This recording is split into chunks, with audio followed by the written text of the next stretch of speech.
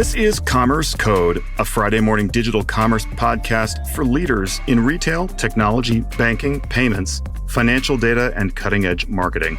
I'm Dan Carell, CEO of the Digital Commerce Alliance. We'll start with this week's news in digital commerce.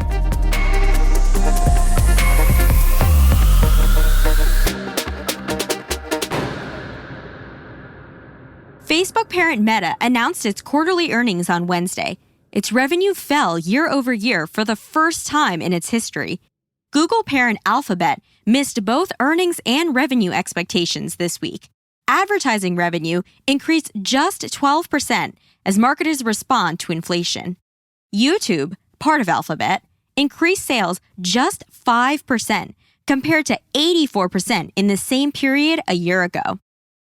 By contrast, Microsoft released positive results and a strong outlook, with its CEO Satya Nadella stating on the earnings call that Microsoft had increased market share across its businesses and demand for its cloud services was expected to remain strong as customers look for more affordable computing options. Retail stocks were off about 6% this week from last week, now about 40% off their late 2021 high. Financial stocks were steady this week compared to last week, while fintech-specific stocks dropped about another 5% this week. The Index Global Fintech Thematic Index now trades at a 54% discount to its September 2021 high. Whether driving or flying, the price of fuel combined with strong continued demand for travel is making things more expensive. Travel data from Hopper found that U.S. domestic airfares this summer are up 34% from the same period in 2019. Commerce Code is brought to you in part by VantageScore. 9 of the top 10 banks and over 3,000 leading banks and fintechs use VantageScore to predict and manage repayment risk. Learn more about the latest advances in credit scoring and how to grow your lending business by leveraging financial inclusion at VantageScore.com. In this edition of Commerce Code, the 2022 Travel Roller Coaster, talking consumers and offers with Ed Wogan of Value Dynamics and Ted Mooney of Travel.win.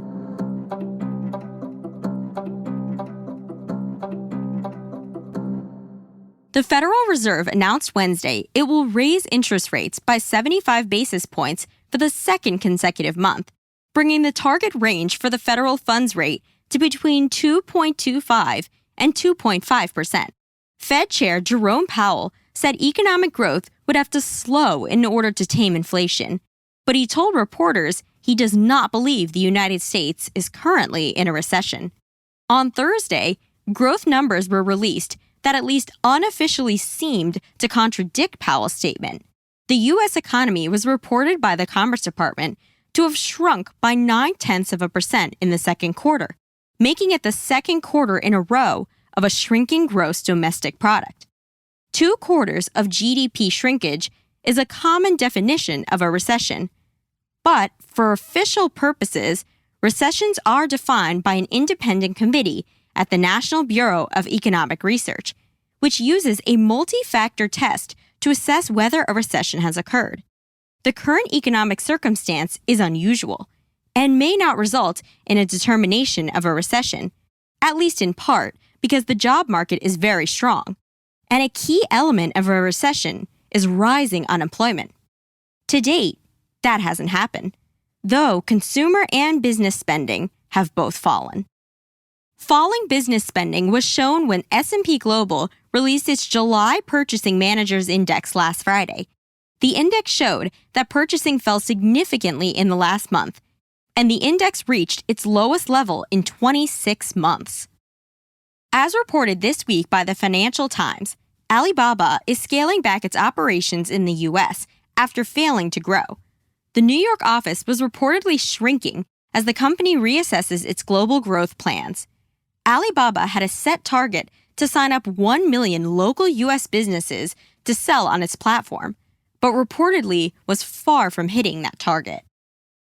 U.S. Consumer Finance Protection Bureau Chief Rohit Chopra said his agency would have to take a very careful look at the implications of big tech entering the buy now, pay later space. His comment was a reference to Apple's entry into the BNPL market this summer. Chopra's stated concern was that Apple's presence could limit competition and consumer options, and that there could be issues with consumer data management. The Wall Street Journal reported this week that bipartisan legislation will soon be introduced in the Senate that would force greater competition in credit card processing and likely reduce interchange fees.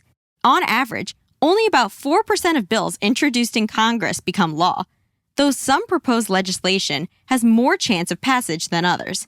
This bill is sure to be closely followed in the digital commerce space. Today on the show, Dan is talking with Ed Wogan of Value Dynamics and Ted Mooney of Travel.Win.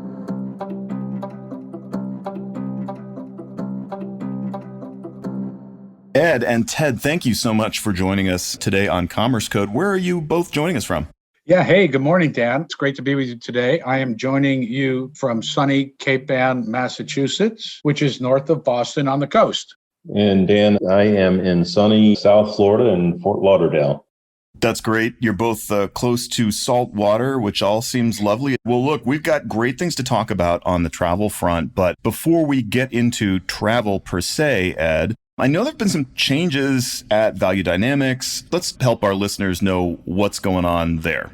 There certainly are some exciting changes underway at Value Dynamics. We recently completed a branding and a positioning update, which we are bullish about as it aligns perfectly with the market need and conditions. So Value Dynamics aspires to be the leading global provider of curated, targeted, and relevant data-driven and omni-channel purchase rewards. So we are feeling like we are now bringing that into even clearer focus. So for us, it's all about dynamic value exchange, a foundation centered around programs, merchants, and content, inclusive of targeted offers and tailored rewards, driven by consumer insights. So if you think of it as a triangulation inclusive of engagement, transactions, and rewards, we continue to build out our strategic partnerships, which are designed to deliver reaching content. We have a product and data insights roadmap and a plan, and we're building for the future, which we're excited about.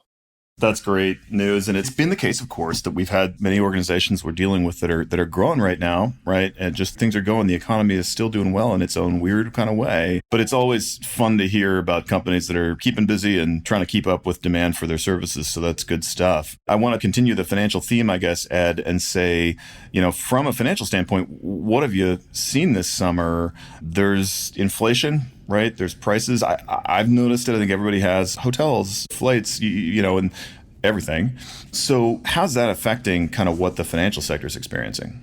Yeah, it's been an interesting time for many. So as you know, adjacent to Value Dynamics, Collinson is a leading provider of travel services and solutions. We're seeing some positive trends. So 2022 U.S. travel expenditures in the month of April were actually up 103% versus pre-COVID rates in 2019. And 59% of consumers surveyed say rising gas prices will impact their decision to travel over the next 6 months. Yet, domestic business travel is picking up. Volume is expected to reach 81% of pre-pandemic levels in the year 2022 and to reach 96% in 2023. So those statistics are encouraging for now. That's helpful, and it's good to know. There's been such a strange combination of pessimism and optimism in the economy currently, but it's nice to hear that angle on it. Ted, in sunny Florida, I want to turn to you as our resident travel expert. What stood out to you in the way that consumers are traveling this summer? It's definitely been an interesting summer, to say the least. Personally, we did 2 family trips. Flights were absolutely packed. Hotels that we were at were packed. So just from a personal standpoint, I've witnessed it. So I think one of the interesting things is when you look at the TSA numbers, you're consistently seeing that 2022 is up 10 to 15% over 2021. We're not quite yet to the 2019 levels, but we're getting closer, and you're seeing about 10% down. I think also, the gas prices are at all-time highs. And one of the things that we're starting to see is, consumers are getting in the car and they'll travel up to about 8 hours from their homes. And some of the destinations that we're seeing some increases actually year over year growth is concentrated mainly actually in the Northeast. If you look at Massachusetts, it's up 15%. Vermont's up about 12%. DC is up 43%. It's very easy to drive to the different destinations that are up there. Then you look at, how is the Northwest or the West doing? And Wyoming is down about 7%. Idaho is down about 6%. Even Nevada, which obviously Las Vegas, is down about 5%. So I think that's showing people are driving more, I think, into the Northeast. I want to just be clear or make sure I understand. To me, the Western states having dropped off, and even California not up by that much, Oregon, Washington not really up by that much, but think of core Western states, Idaho, Montana, that kind of thing, really down. Is that basically the people not wanting to get on an airplane, so East Coasters that would normally be hitting those places are backing off? Yeah, I think that's exactly right as to what's happening. People from the East Coast that normally would travel this time of year are just not, making that trip. Obviously, airfare is a major component from a cost perspective, but then taken into account the hotel and even car rental, because the car rentals are at all-time high prices as well. So to put some of this back into the industry context, the last time we spoke with the both of you, travel offers were just about to launch for NCR Purchase Rewards members. And I just thought I'd come back and ask, how's that going? Yeah, thanks, Dan. It's going really well. Purchase Rewards is a card-linked offer solution where a consumer links valuable offers to their registered credit or debit card. And it's inclusive of 3 important segments currently. First of all, highly relevant national merchant offers in the form of cashback to card, local offers that deliver savings at relevant community merchants via a partner called Plink, and then travel-related value, which we're excited to talk about today with our partner Travel.win. So Value Dynamics delivers the content, powers the user experience, and then captures all the data. Our goal ultimately remains to deliver even greater stickiness with the consumer for NCR and their financial institution partners, as the banking space just continues to be extremely competitive. So they see our solution as a game changer. It helps create a bit of a top of wallet positioning for their debit and their credit cards. It satisfies an expanding appetite for value-seeking consumers, certainly in this economic environment. And we're hearing from our Purchase Rewards participants and seeing in the data that consumers are excited about the variety and the volume of meaningful offers, certainly inclusive of travel, which Ted will expand upon.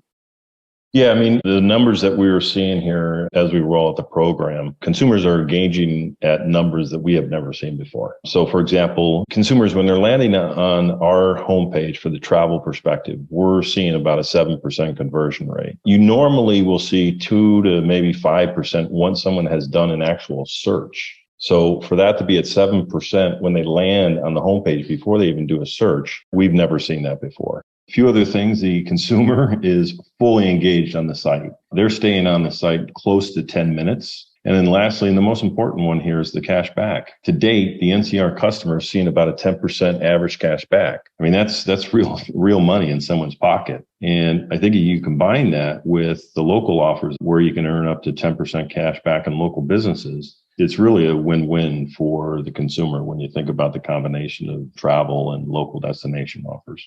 That's great. I think the office has been oriented more towards hotel stays, which can be eye-wateringly expensive at times. So do you envision adding sort of features, venues to the program to kind of further enhance that? Is it going to change a little bit? Yeah. So the great thing about the current value that the Hotel Purchase Rewards program brings is the variety of high-profile and diverse hotel properties designed to appeal to every consumer. And the solution currently provides more than 800,000 hotel options worldwide. So this is deliberately designed to cure the wanderlust of the most intrepid traveler who can now confidently and easily find a hotel that suits their travel needs, their comfort level, their budgetary constraints. Yeah, so, we are going to add car rentals into the program. And I think as all of us have talked about, the average daily car rental cost has gone from $35 a day to $81 in the past, 2 years. So I think adding the car rental piece of it and tying back to the cash back, it will actually, put real money back into a consumer's pocket. And in Q1 or Q2 of next year, we're going to have activities, so things to do in a destination. So I think when you look at it, you've got hotel, car car, activities, local offers. You're really touching what a consumer is going to do while they're on vacation in a destination. So much, I love the empirical aspect of this, the fact that you guys have visibility into what people are actually doing. The whole conversation about the economy right now, whether it's the president himself talking about what he thinks is going to happen or other people talking about is there going to be a recession, it's all based on conjectures about, well, what is the logical next thing for people to do? Because what we know right now is consumers are spending a ton of money on all kinds of stuff, travel very much included. And, there's only one reason why hotel rates will go up, and it's more demand, right? It's supply and demand. So there's strong demand. So my question for you guys is you've got some visibility on a data basis into how people are behaving and what they're planning. What do you see as likely to happen this fall based on what you can see now? Are consumers going to shift their spend? Are they going to keep it the same? What do you think? We're definitely seeing people booking a little bit further out than normal. We typically see people book about 20% of our business is done 21 days or more from the booking date. But what we're seeing now is it's closer to 32% of our business. So I think what's happening there is people are starting to think more, ahead about their finances and really where their discretionary dollar is going to be spent. We're also seeing consumers utilize the buy now, pay later platforms as a way to purchase products or like hotel rooms immediately, but have the ability to pay that over time. So this we'll see heavily in the travel space. It's happening as we speak. We currently operate one of the buy now, pay later's travel product, and we've seen an incredible growth year over year as the demand is extremely high. And with the ability to pay over time, consumers were booking trips they normally, may not have. It's an interesting model, and we see it growing significantly in the coming year. That's really interesting stuff. And it's again, great to see some innovation and activity in the economy. As there's some uncertainty, but there's also some great new stuff going on too. Ed, I wanted to toss it back to you, as we sit here in, it's not quite August yet. It's about back to school time. And I'm curious if you see any trends there, any thoughts on that front. So National Retail Federation recently published a study on consumer attitudes and behavior specific to back to school, back to college. And almost 2/3 of consumers reported seeing higher prices on back to school items. So clearly, savvy consumers are looking to offset this incremental cost by cutting back where they can, by working more hours, saving time and money where applicable. So the majority of consumers are altering their behavior to attempt to be more fiscally responsible. 2/3 are dining at home more often to save money, for example. 40% are seeking lower cost alternatives in goods and services, inclusive of vacations. So this means good things for the perceived value of purchase rewards and our travel solution. And those discounts that consumers are going to find here are going to translate into some significant savings, which is welcome relief for travelers who want to get out there and enjoy leisure travel or visit friends and family. So we're excited about that. That's great. One last question here in this conversation, and it's just what's on the horizon as you work together between Travel.Win and Value Dynamics, and where do you see future growth coming from here? So I'll speak on behalf of Value Dynamics. We're really excited about our partnership with Travel.Win and NCR Purchase Rewards. And we see a world of growth ahead, inclusive of delivering really curated and relevant offers to consumers that are meaningful in the area of travel. Relevance is the cornerstone of what we do all day, every day.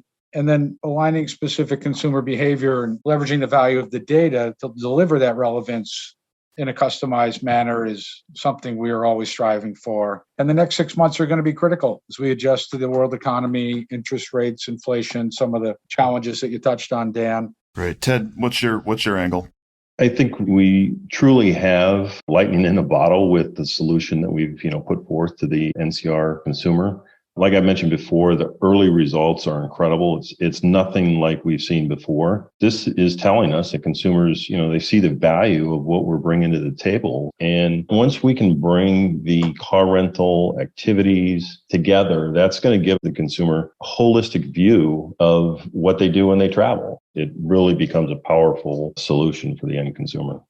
Ted, thanks for that. And Ed and Ted, thanks to both of you. This, to me, has been kind of the perfect Digital Commerce Alliance conversation because we're really about, what's in the head of the consumer? What do they want? Where are they headed? And then how can organizations work together in an ecosystem that innovates to create new things for the consumer experience and creates value for everybody? And so this is a lot of fun hearing what you guys are working on and where you think things are headed and learning a little bit about how the consumer has pivoted this summer and might be pivoting this fall. So grateful to you both for your time and your thoughts, and look forward to keeping this conversation going. Thanks. Coming right up, closing thoughts on summer travel.